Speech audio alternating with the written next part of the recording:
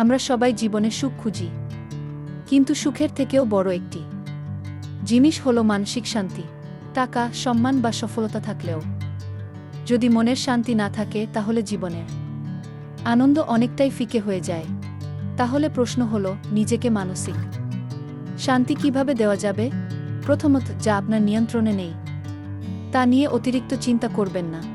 অনেক সময় আমরা ভবিষ্যৎ নিয়ে এত বেশি ভাবি যে বর্তমানে সুন্দর মুহূর্তগুলো উপভোগ করতে ভুলে যাই।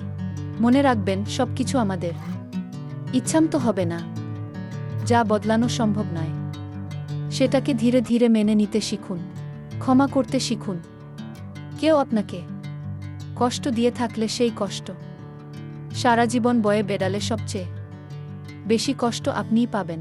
ক্ষমা করা মানে ভুলকে সমর্থন করা নয়, বরং নিজের মনকে বোঝামুক্ত করা। নিজের জন্য প্রতিদিন কিছু সময় রাখুন। মোবাইল, সোশ্যাল মিডিয়া আর ব্যস্ততার মাঝেও অন্তত 15-20 মিনিট নিজের সঙ্গে সময় কাটান। বই পড়ুন, হাঁটুন, প্রার্থনা করুন বা নীরবে বসে থাকুন। এই ছোট্ট অভ্যাস মনকে অনেক শান্ত করে।